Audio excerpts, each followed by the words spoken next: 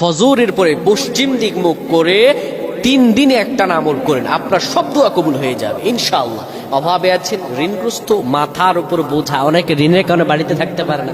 আরবিতে একটা প্রবাদ বাক্য আছে, আল করজু মিকরাতুল মুহাব্বা, ঋণ হচ্ছে ভালোবাসার কাছে শুরু। ঋণের কারণে সম্পর্ক নষ্ট হয়ে যায়, বিদেশে যেতে পারতেছেন না, দেশে আসতে পারতেছেন না, ব্যবসা, সব ব্যবসা ধ্বংস হয়ে গেছে। একটা আয়রোজি করবেন, সব ধ্বংস, ব্যবসা প্রতিষ্ঠান ধ্বংস হয়ে গেছে, চাকরি নষ্ট হয়ে গেছে। আপনি আমলটি করুন, 3 দিন করুন, আল্লাহ তাআলা আপনার সব দোয়া কবুল করে দেবেন। সন্তান কথা শুনছে না, আমলটি আপনি করে দেখেন না। ফজরের পরে আপনি পশ্চিম দিক মুখ করবেন।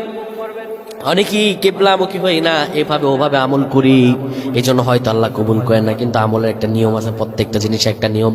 কেবলামুখী হয়ে আপনি বিসমিল্লাহির রহমানির রহিম পরে সূরাতুল ফাতিহা 10 বার পাঠ করবেন। সূরাতুল ফাতিহা 10 বার পাঠ করার পরে 3 বার বলবেন আল্লাহ আল্লাহ আল্লাহ।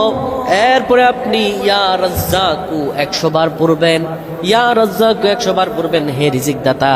এইভাবে যদি আপনি পড়তে পারেন, আল্লাহ রাব্বুল আলামিন আপনার ভাগ্য খুলে দেবেন, আপনার রিজিক খুলে দেবেন। আল্লাহ তাআলা আপনার সব